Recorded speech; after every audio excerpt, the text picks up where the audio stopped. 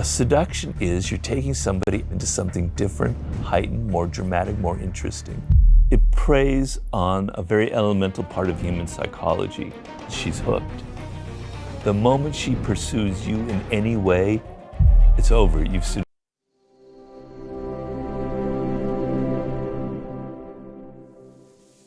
Seduction depends on the fact that people lack something in their life, right? And you are going to be the one supplying them.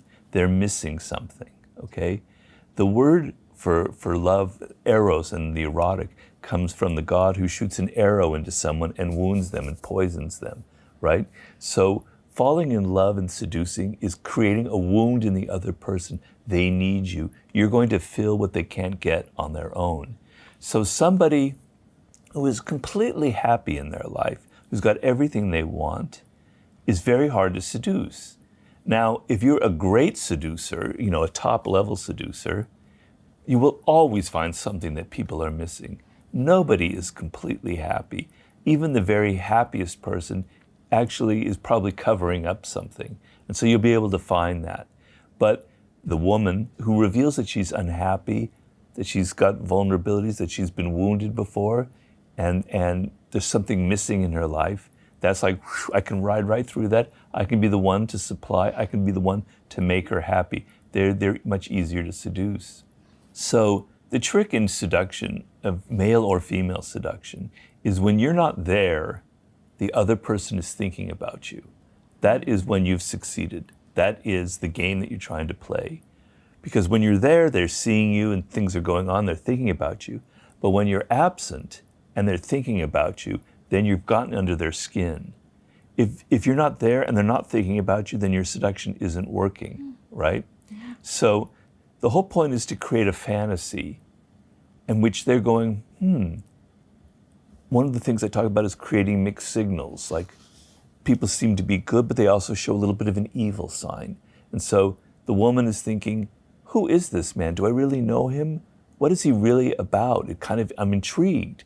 And he's sort of touched on certain fantasy and points, and her imagination now takes over. She starts thinking about him. She starts imagining him as if he could be playing one of these great archetypes of the male seducer, right? He could be the rescuer. He could be the hero. And so because she has an imagination, a vivid imagination, she's enveloping him in all of these fantasies from her point of view. And so if the male seducer knows how to feed a little bit her imagination so that when he's not there, she starts enveloping him in this. There's the great writer Stendhal, the French writer who wrote a book on love. He compared it to these limbs of trees that have been dropped into this mine, this crystal mine in Germany. And when they pull them out, they're full of crystals. And he calls falling in love this crystallization method, where in your mind, crystals are forming, where you're imagining this person is fantastic and has all these fantasy elements. Well, if the woman has no imagination, is so matter of fact and so businesslike, you could do all of the tactics in the art of seduction, and she won't be thinking about you. She won't be enveloping you in these fantasies. When a man's trying to seduce a woman, there's a wariness. Women have much more to lose in a seduction than the man, right? Men, they'll sleep with anybody practically, right? We all know that. A woman has much more to lose in that process. So women are wary, right? And so you have to overcome their wariness. You have to create some trust. And if you're an honest seducer, you're creating honest trust. But if you're a dishonest seducer, you're creating a false sense of trust. And one of the strategies that I talk about is you become their friend. And when you're their friend, and this is a longer seduction, it still takes several months because you can't do it in a couple of days. When you become their friend, you don't seem so threatening. The trust element comes into play, right? You see them as someone who genuinely likes, for a man who wants to be their friend. Well, on one hand, it might be insulting that he doesn't see me as attractive, but on the other hand, he wants to be my friend, and it's very kind of flattering. Well, you get that friendship going, and then you inject something else. You start bringing in some of that sexual element, some of that erotic element. And the trust element that has been established makes it very difficult for she becomes very confused. And because she's been emotionally connected as a friend, it's like a bridge to creating a connection sexually. So starting off by lowering their wariness of you, their suspicion, by trying to be their friend means, oh, he's not just interested in sex, but he might be just interested in sex, but he's using this tactic to kind of lower your suspicions about him. So one thing that a man will do if he's using this kind of tactic is he's in a bit of a hurry, right? Because, Jesus Christ, I don't have 6 months to become friends with this woman. I want to sleep with her tomorrow, right? So he's in a bit of a hurry.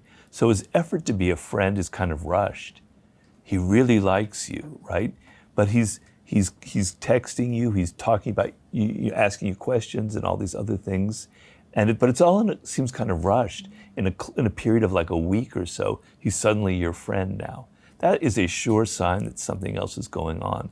Because if you genuinely want to be a friend of someone, you're willing to take your time, right? So the calculating seducer is probably after sex fairly quickly, right? Or an abusive relationship.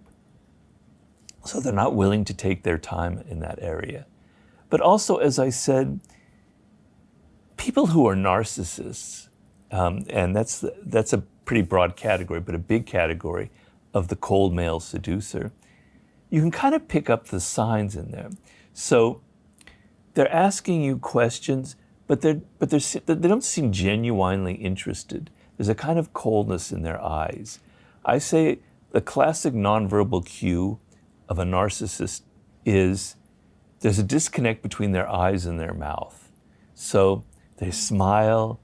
Oh, yes, that's so interesting, Lisa. Yeah. But the eyes are dead. Their eyes are not. When someone's genuinely interested, the whole face lights up.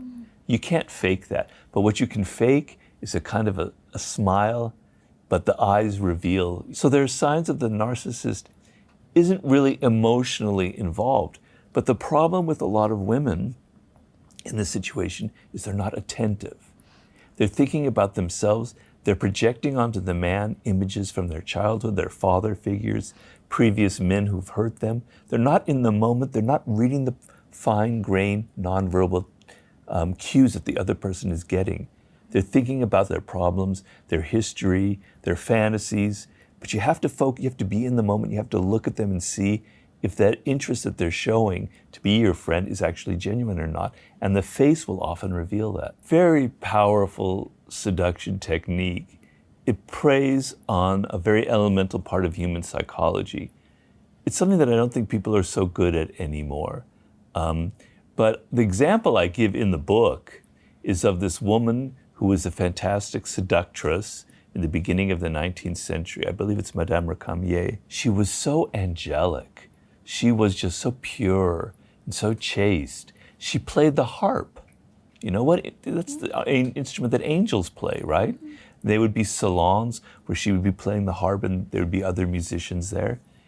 And she was very beautiful and the men would like going crazy about her.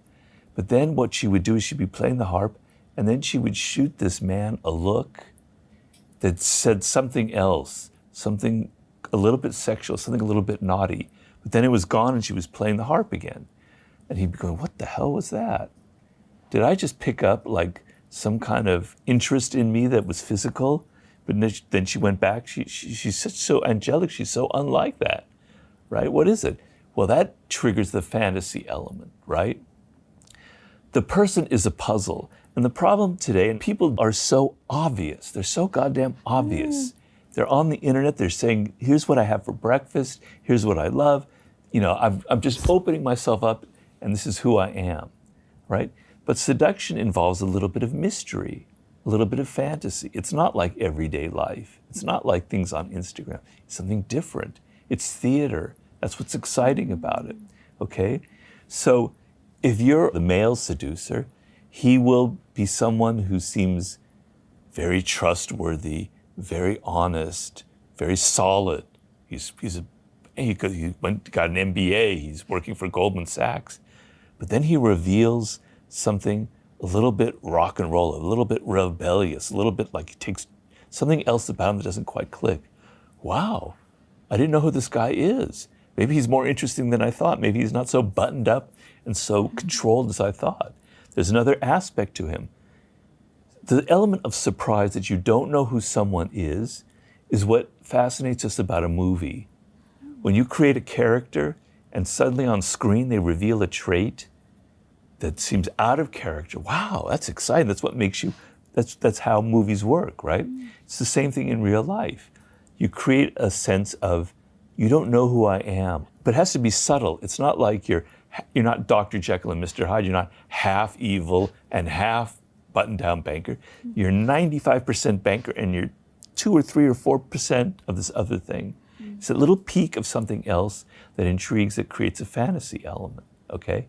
Now, how a woman could sense that that is a tactic, it comes back down to that nonverbal element.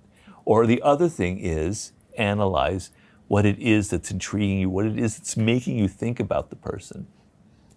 So from the woman's point of view, the ability to stand back and analyze the situation instead of getting immediately rushing in emotionally is probably the best thing overall for for the whole thing that we're talking about today.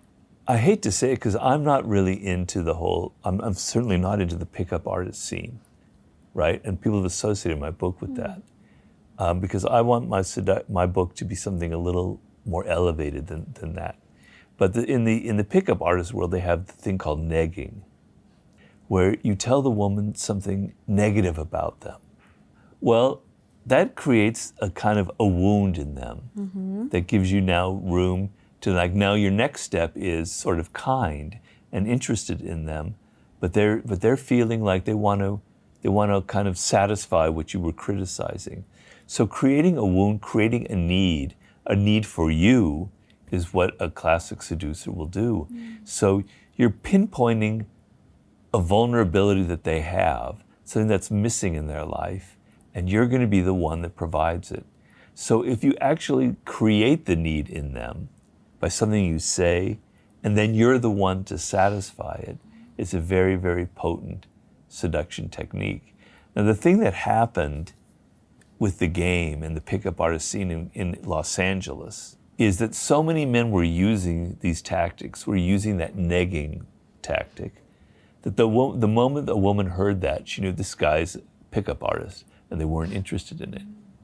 So it stopped working after a while. But if you see a man doing that, if he's like kind of criticizing you in a subtle way, but then it's covered up by other things going on, maybe feel like that was a tactic, that wasn't genuine, that he was doing that to kind of make me feel insecure, because an insecure person is more vulnerable to being seduced than a totally secure person, which is why sometimes you have to be able to withdraw from your emotional responses and analyze what's going on. Now, I talk about this in all of my books. We're emotional animals. We're not rational creatures, despite what we might think. So in the moment, you're always going to be emotionally involved. You're going to be upset, but also you want to show the other person that they're wrong about the insecurity they created, which is a seduction technique. So in the moment, as you say, you're feeling that, and there's no way you're going to get over it. It's going to embroil you in a thought process that's going to make you even more insecure. What you need to do is the next day, you need to look back at what happened and think about it and analyze it when they're not in your presence and go, what really went on? So that would be a tactic I would really, really emphasize. On a first date particularly, the next day, mentally review what they did and what they said, and think about whether it seemed like it was genuine or natural, or if there might have been some kind of manipulative game going on, and kind of analyze it a little bit, because it's hard to do that in the moment.